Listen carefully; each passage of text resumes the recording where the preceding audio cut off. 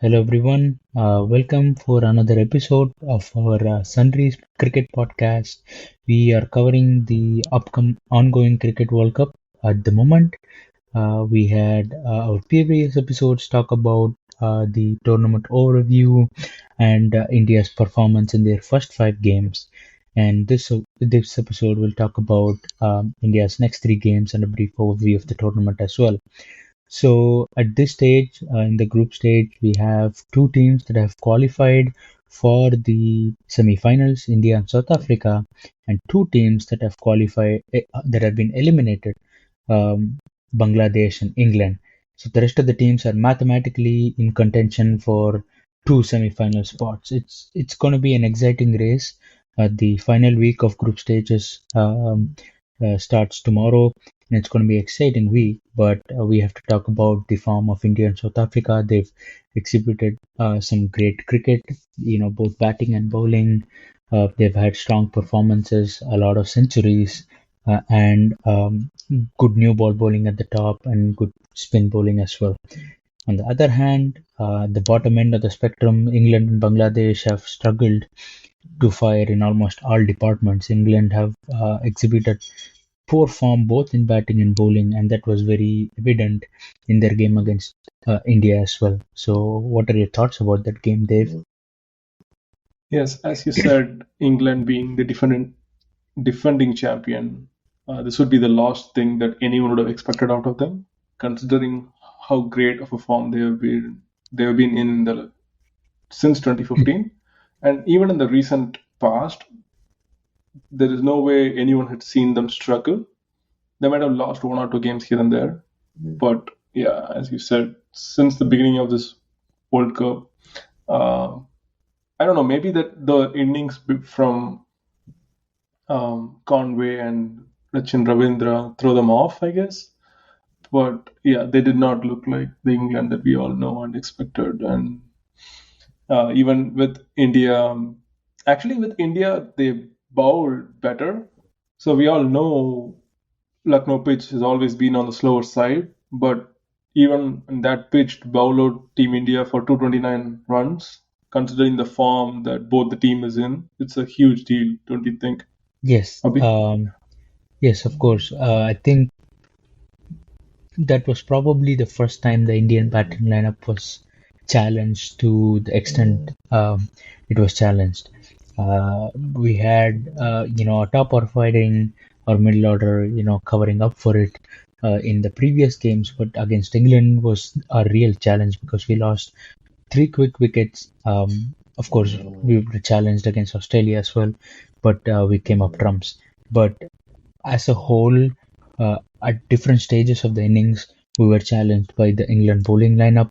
In the beginning, I think Kohli and Shreyas Iyer struggled a little bit and lost their wickets cheaply. Shreyas Iyer once again fall into a short ball. There's been a lot of talk about that being his weakness, but he came back stronger in the next couple of games. But after that, there was a little period of rebuilding. And then again, we lost the wicket of KL Rahul. And then there was a little bit more rebuilding with, Rohit and Sky. And again, Rohit lost his wicket. So we never were able to kickstart and, go big in the final overs because of losing regular wickets. But another aspect of that innings that very impressed me much is the way Rohit Sharma paced his innings. He started off very aggressively. I think David Wiley's third over went for 18 runs. He hit two sixes in that over. And then when Shubman and Kohli lost their wickets, he slowed down, suddenly started batting it like it's a first day of a test match. And then again, when Rahul gave him support, he's accelerated again. Rahul got out, kind of slowed down. Sky came in, hit three quick boundaries, and then he Rohit accelerated again. So the the change in pace to keep up with the team's needs was just brilliant from Rohit Sharma. It's one of his finest ODI innings, given the situation and how the pitch played. It was one of his finest ODI innings, in my opinion. Yeah, like all the commentators mentioned, I think they repeatedly mentioned seeing how England batted after that. Rohit Sharma's inning have been rated even higher from like after we were able to see how the pitch behaved in both innings. And as you said, yes, he generally in the last 12 months or so, he's been right from get go just on fourth gear, fifth gear. But yeah, in this one, he beautifully just changed the pace every time when that is necessary. But he still didn't let that get to him. So even though he slowed down, but he did not just go back into shell and block 2 overs or 3 overs. He was still rotating strikes, and every now and then he was taking a risk. And I think that's even the ball that he got out. That was just one relief shot that he was trying. Unfortunately, it didn't come off. And but yeah, it was an excellent innings that got us to where we were. But uh, it was bowlers who won the game for us, right? And once again, it was Bumrah. He just came in and 2 balls, back-to-back wickets. To take Joe Root on a golden duck is a huge deal, don't you? Yeah. Yeah, India had a good start. I think Malan and Bairstow hit a few boundaries, Mm-hmm. and they were looking, given that it was not a huge total, like it was not 270 or 280, it was 229. If they had gotten off to a quick start, let's say 50 or 60 in 5 6 overs, that would have been we were, catching up the game from that point. But then after the few boundaries, Bumrah struck quickly twice, back to back, Joe Root and David Malan, and that kind of set us up. That kind of set the other players up as well. One another thing I want to mention about the batting was Surya Kumar Yadav's inning. It was not a True. 50, but it was probably what propelled us to 229. After Rohit got out, it looked like we were gonna. If Surya also had gotten out, we probably might not have crossed 200 at all.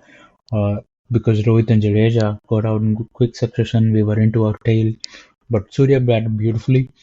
Uh, the highlight of his innings was that six. His trademark shot, 6 over fine leg. Unfortunate to have missed out on a 50, but again he was trying to accelerate and get big runs. But very crucial innings from him.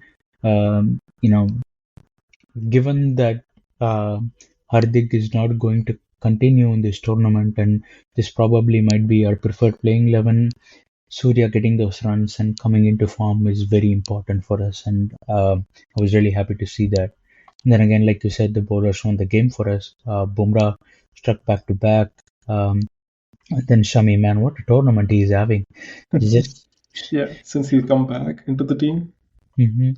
He's Yeah, just played the 4 games and is number 4 in the highest wicket taker chart.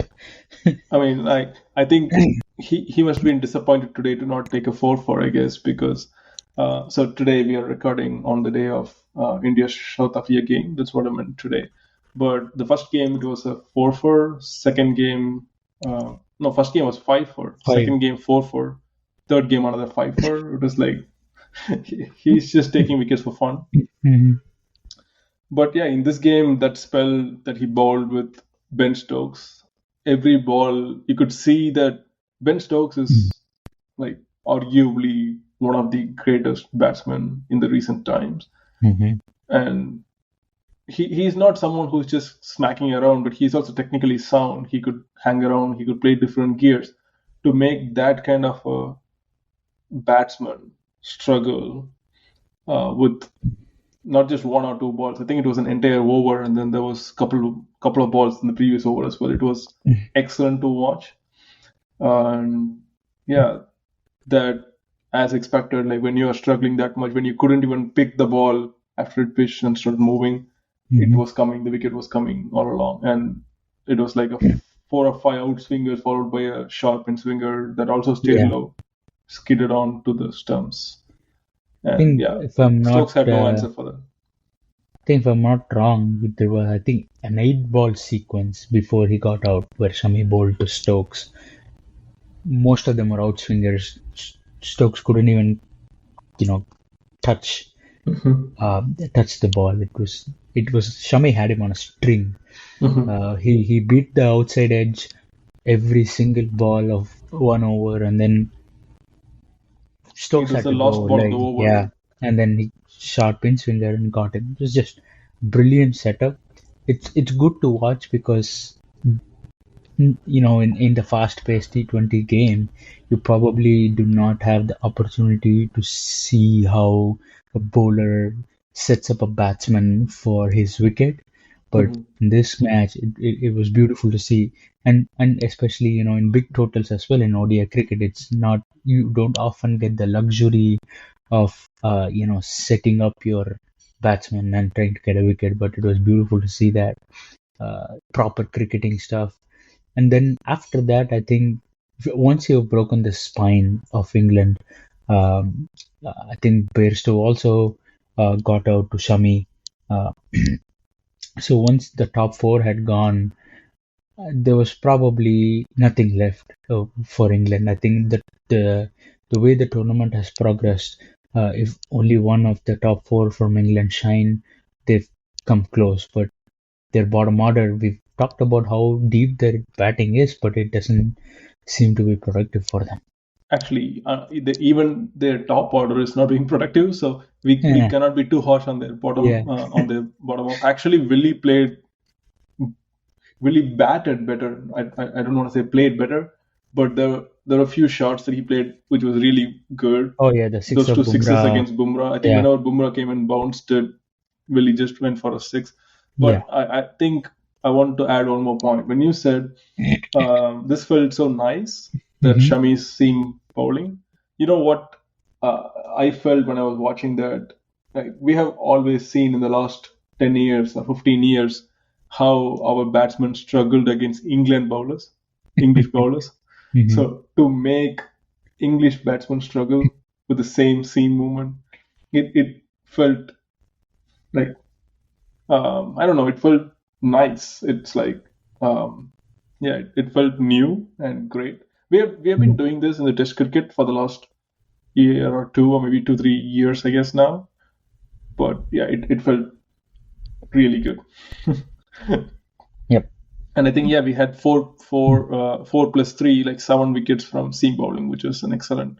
That ball from Kuldeep to Josh Butler, I was seeing Butler was slowly building the partnership. He was not going for big shots. He was like, okay, it's just small target. Let's hang in there.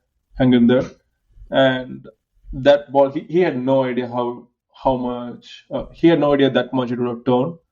Mm-hmm. He was just waiting to cut the ball maybe, and then it just like shot down right inside to get the middle stump, which is yeah, he was just lost. He just walked out, That disappointed. that ball was very reminiscent of Kuldeep's ball to Babar Azam in the 2019 World Cup. When it Hmm. also turned in very sharply, took his stump. Brilliant, brilliant ball. I think after Butler, that England never looked like they were going to threaten us after maybe for first 3 or 4 overs when Malan and Bairstow had a partnership going. It Mhm. looked like they were running away, but after that, we were just cruising. India were just Shami, whenever he came on the ball, it looked like he was going to pick a wicket every single ball, and the spinners complimented him well as well. Unfortunate to have missed out on a 5 wicket haul.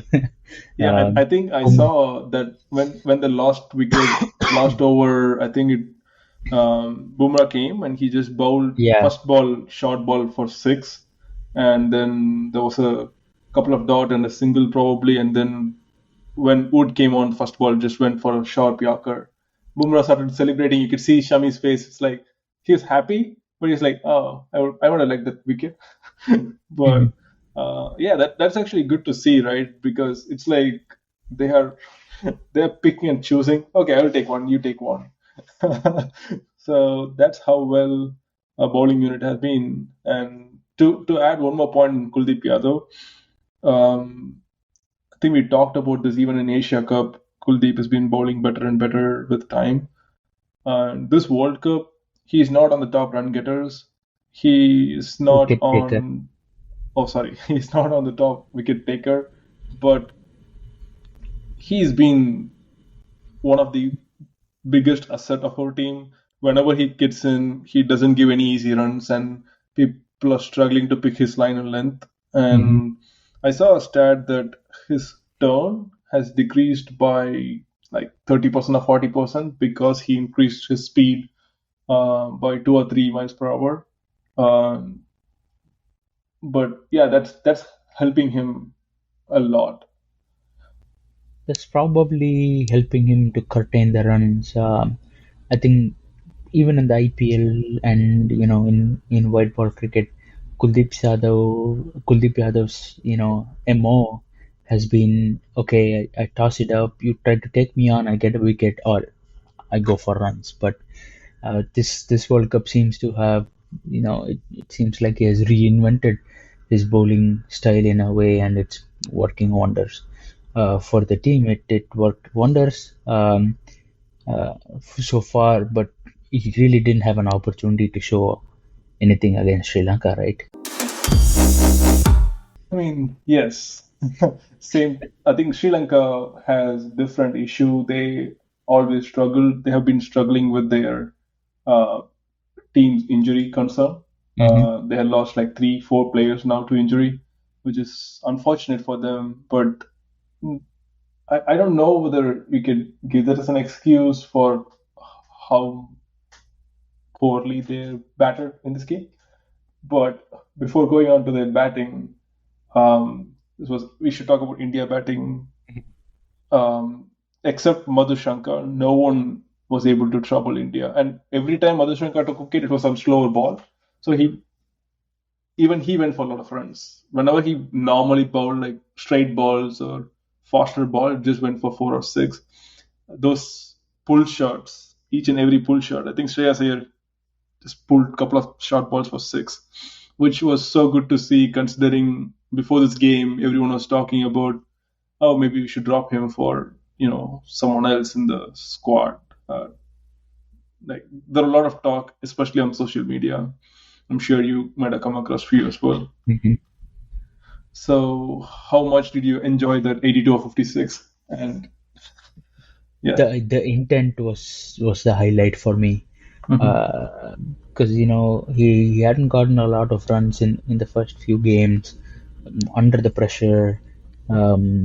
Yes, of course, there was a big partnership right before him, but the onus was on him to kind of take the innings forward, and he did great at that, especially 80 from 56 balls. He looked like he was going to get 100 as well, but those huge sixes, 106 meter six, the I biggest think it six was of the his first tournament 6 or so far. second 6. Yeah. Yeah, the biggest six of the tournament so far. So the intent, whenever you have a lack of runs, you could either go two ways. You can go in a shell, or you can come all guns blazing, and the all guns blazing attitude worked for Shreyas Iyer in this innings. And yeah, it was great to see. Posted a big total, 357. Um, any team, it's going to be a big challenge, especially for a team like Sri Lanka, who we have had the edge on historically in the last few games. It was a bigger challenge for them. Our win edge was huge considering the last game, Hmm. Asia Cup final. Hmm. And who would have thought we're gonna have almost a repeat of that Hmm. when they come out to bat. Um, but yeah, I think one more point before going into the Sri Lanka Yeah, batting or India bowling was Jadeja, yeah. who haven't scored runs in this series. Okay, I should not have haven't. I think he had as a 50, but he couldn't score. He didn't get that many opportunities. Whenever he got, he couldn't convert them into some boundaries. He was knocking it around here and there. I think there was one game it was necessary that he had to hang in there because the record rate was still under control. But in this game, we are setting up the target. He came in lower, low down the order, and when he came in, I think there was still 4 5 overs left. So yeah, the that 6 and the 4. definitely gave me some confidence. Okay, if necessary, he could do something. Hmm. Um, so yeah, I thought I would just point it out before Yeah. moving on to Sri Lanka's Again, batting, I think which we've talked about in the podcast about something else as well, about Chuman Gill and how he's probably left out from firing. He fired this game, so that makes everybody in the top seven firing. yeah. So I think this game, since Rohit got out, which haven't happened that much in this tournament. I think this is the second time that he missed out. When Kohli got in, both Gill and Kohli, they decided to just play their natural game, just rotate strike, don't take any unnecessary risk, but put the bad balls away, and they got a lot of bad balls.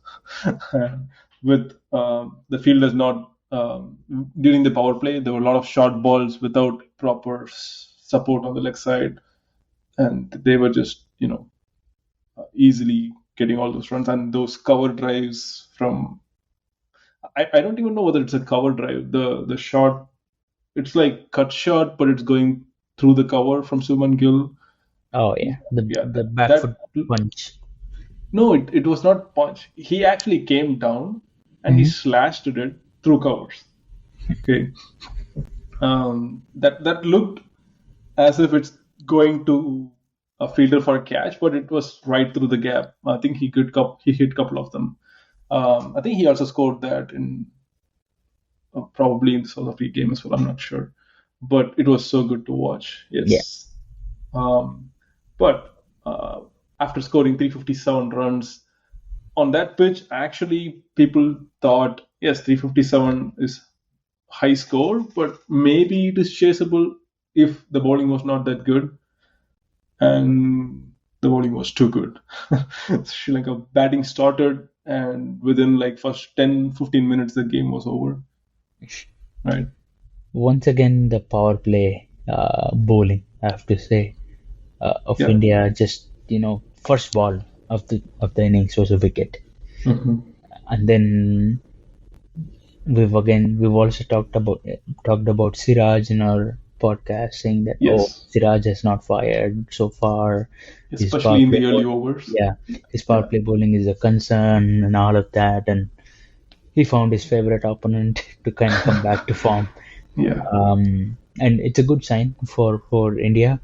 Not so good for Sri Sri Lanka. The Lanka. top five scores for Sri Lanka is 0-0-1-0-1. Yeah, it's like It's like a playing. pin code. So Yeah. just yeah, and their top scorer was Kasun Rajita, their number 9 batsman. Hmm. So it, it's not a good reading for them. Um, I actually thought Angela Matthews, if he was not there, they might have yeah, bundled down in 20 runs or something. He actually studied a little bit, probably. and And oh, yeah, what a ball from Shami, man! Wow, that ball.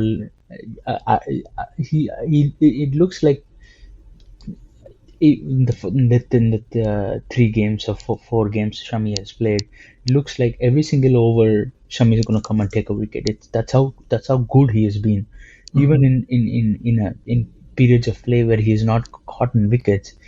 He's threatening the batsman so much. He's breathing fire every single over. It's just so good to watch, and especially a pacer from India. Yeah, it's just he's not amazing. he's not bowling 150. He's just bowling 140, 142. But he's getting that line and length accurate enough that it's making, and also the ball is seaming around for him, probably because of his Yeah. seam presentation. Like every Hmm. time everyone talks about, it is so good to watch. I had to be honest with you here, since we since you also mentioned Siraj has been struggling in the um, in the power play, and but he's bowling better in the late overs. And another point was Shami bowled excellently in the last two games, 5 for and 4 for. I actually thought Shami is going to open with Bumrah, Hmm. and when Siraj came on to bowl the second over, I was like, why? Like when you have someone who's bowling that well, when you know someone is struggling, why do you give the ball to Shami? And the first ball when he got the wicket, and I think second ball he almost got another wicket and got overturned after that. I I was like, okay, that's why, you know. And as you rightly mentioned, probably that might have been the reason that came into everyone's mind. Okay, he's been struggling, and even he might have been, like, he as in even Siraj might have been thinking, okay, if I had to get into form, who better than Sri Lankan team, Hmm. because of all the mental advantage that he had. And I'm sure all those batsmen would be thinking about that Asia Cup final when they came out to bat, Yeah. which would have definitely been back of their head. And yeah, that played out well for Siraj and Team India. Yep. Uh, I think one other stat, like you were saying, is the lens. I'm gonna jump a little to the Sri Lanka South Africa game and what I saw there. They had a Mhm. pitch map on the lens that both Indian bowlers and South African bowlers bowled in the power play. South Africa were either too full or too short, but India was just on the money with respect to length, just back of a good length, on a good length, and they've been doing that for almost every game when it comes to the power play. And even after the power play, when the ball is relatively new, Shami with the same presentation, when he puts the ball there, it, the batsman's always caught in two minds whether to go front or back, and that's where he kind of wreaks havoc. And then he has a really good ball, incoming full ball, so which he mixes up like the one he did for Angelo Matthews in this match. He was bowling a short of a length, maybe a short ball here and there, and then just fired one in quickly, and Matthews had no answer. Yeah, even that is not a Yorker. It is still probably little full on the length, but close to the good length area. But for his, I think I don't know exactly how he does that, but he makes some balls just skid through, not just bounce up, and that's what happened for Matthews. I guess he was expecting it to have a bit more bounce than what it actually had. But yes, as is there, I think that's it from my end for this game. If you have something more we can Not, add, or we could move to I mean, after this the big game, the game. only thing I was expecting is okay, we've had a couple of one-sided games so far, at least. South Africa is, it's a top of the table clash. So I was hoping for a tight, close finish, a last over finish or something like that, just to Mhm. get the excitement going and just to get, India in the mindset of pressure situations from here on, because in a couple of games time we'll be in a knockout game in a pressure situation automatically. So I wanted the guys to get a feel for that. But yeah, again, one more one. I completely didn't. I gotta be honest with you. I did not expect what happened today. Oh, I actually was expecting that we would lose this game. The main reason why, I don't know, it's could be superstitious that we lost against South Africa in 2011. That could Mm, be in one point, and second point is how extreme. I don't know a word for how well the South African batsmen have been playing in this tournament. So I was expecting a 350 or something from them, and probably we may not be able to, chase, because we haven't chased more than 360 or 370 so far in the tournament. mm, So I wanted to. I thought we would struggle and then probably lose. That would give us a motivation to come back in the later end of the tournament. But I think South Africa is in that situation right now, that they need a huge motivation to come back from this mm. situation, this humiliation. But Well, it all how? started off with Yeah. that assault from Rohit Sharma. Wow. South Africa's new ball bowling has been their strength, especially the way Jansen has been bowling. Hmm. It he None of that mattered to Rohit Sharma. Like this this Rohit Sharma is very very different. He just uh, like you said, he's on fifth gear from ball one. It's amazing, all the more amazing because up until recently, maybe last year or two ago, his main strength was slow start in 10 overs, catch up in the Mhm. next 20, and then go berserk in the last end of the innings, and that's what helped him get his 200s, helped him get his daddy hundreds, and all of that. And that even that approach would have helped India greatly, but I think this approach is setting us up on a different level. It's just giving the rest of the batters the freedom to come and express themselves without thinking about anything. And when the likes of Shubman Gill, Kohli, or Shreyas Iyer have that kind of freedom, that brings out the best in their game as well. So Rohit's not just showing the best aspect of his game. His batting is helping other people bring out their best as well. Yes, especially in this pitch, the Kolkata pitch, I was expecting a bouncy, juicy Kolkata pitch that it's going to be 300, 350, but right from ball one, they've been saying, oh, this pitch is extremely on the slow side. It's going to be 280, 270 would be a par score. And so in that pitch to come out and score 40 in 24 balls, I think he the fourth ball is what, right? He just walked out and slashed at it for a four. There was no way that ball should have gone for four. And once he put down, as you said, once he put Marco Janssen in pressure, that's it. That's where it stopped. Um, Sorry, there was some notification sound. I will just, just re-record that. Once he put Marco Janssen under pressure, that put the entire South African team in the back foot, because, as you said, he was the one with his height. He was just bouncing people for fun, and Lungi and Giddies, also same thing. Both of them are really tall, and they are bouncing from good length to chest or even higher.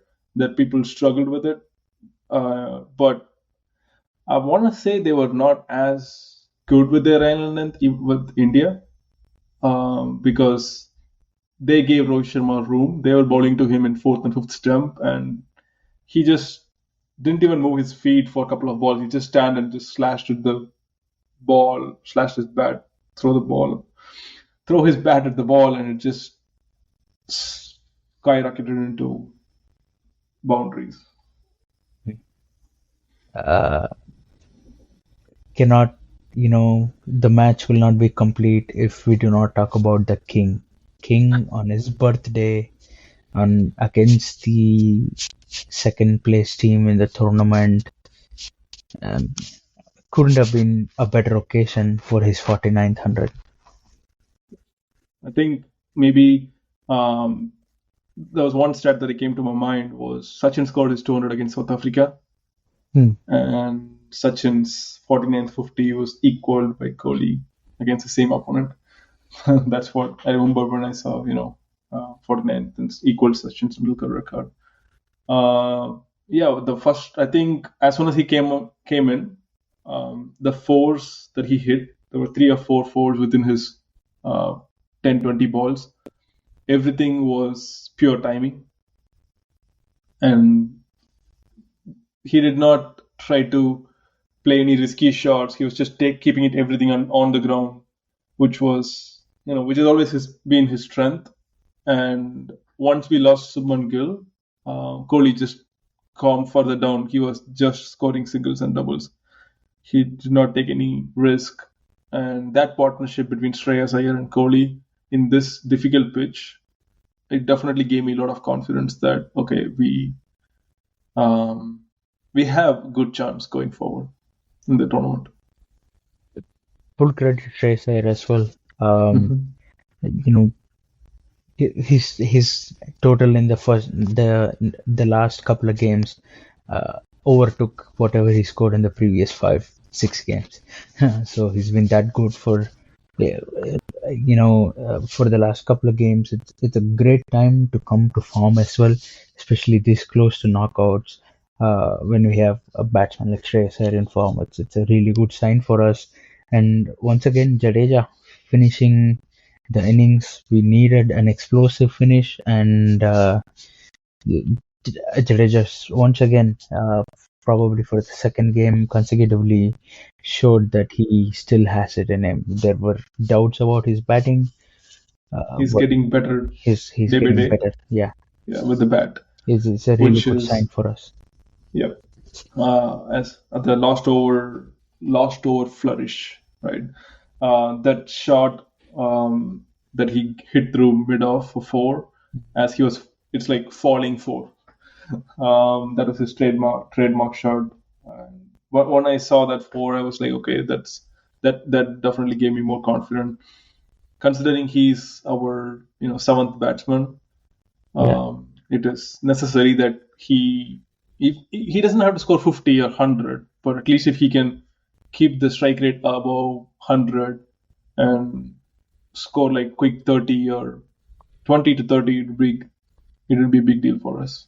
yeah, and not just with the bat, he had a phenomenal day with the ball as well. He was brought into bowl uh, within the power play. Eighth over or something, yeah. Yeah, within the Ninth power over. play, which surprised me because our power play bowling was phenomenal. Bumrah, Siraj, and Shami were doing a great job. To see Jadeja as the Third bowler. second change was just like, what was Shami not coming on? And it proved out to be a masterpiece. Yeah, I think probably because the way that Maharaj bowled Hmm. in the first innings.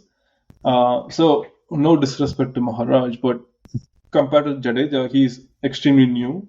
So if he could get that ball to turn that much and make it difficult for batsmen like Kohli and stuff, then I'm sure Rohit Sharma would have thought Jadeja could do better, and he was absolutely on target. That from I think first over, third or fourth ball, he picked up number Bauma, and that's where innings started going downhill for South Africa from Hmm. there. Once again, Siraj bowled great in the power play. I have to say that, and picking up the wicket of Quinton de Kock, who's probably in the best form in a ICC tournament than he's ever been, was very crucial for us. We needed that start where we could come in and pick an early wicket, maybe of either de Kock or Bahuma. Siraj provided that gave us the impetus, and once again, this game at no point I felt threatened because we had a huge total on board, and South Africa never,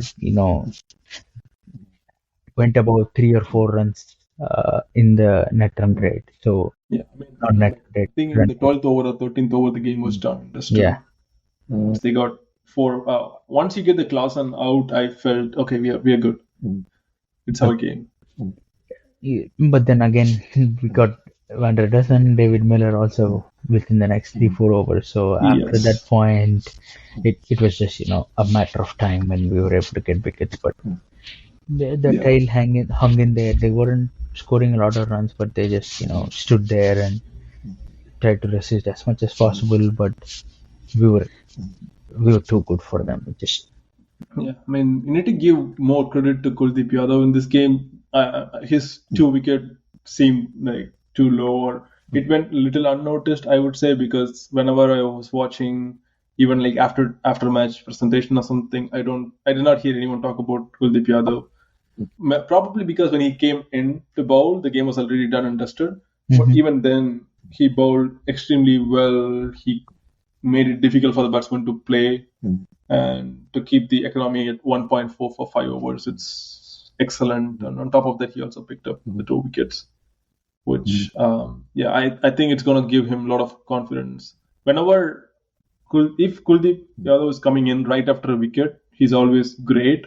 Yeah. And so when he is coming in, if they are 6 down or 7 down, then yeah, it's done. The batsman is going to struggle a lot more, considering their tailenders. So with that game, the top spot is guaranteed in the group stages. So we'll be number one going into the semi-finals, which is great. But Yep. also puts us with additional responsibility of playing like number one team in the group stages when it comes to the knockouts as well. Uh, I read an interesting take somewhere where someone said that. India's batting can be matched by South Africa or Australia. They might have batsmen of the same dangerous potential, but India's bowling attack is is miles apart from the rest of the teams in the tournament. especially in this tournament. Yeah. In this tournament, very well-rounded, all-round threat. Uh, we have great new ball bowlers in just for the Bumrah and Siraj, and an all-period bowler in Shami. I would not say he's good with the new ball and in the middle overs. He's good. He looks to be good everywhere. And then As long as it's World Cup, yeah, yeah, it's World Cup Shami, yeah, and also two really good spinners in Jadeja and Yadav. So it's a great sign for us going into in the semi-final.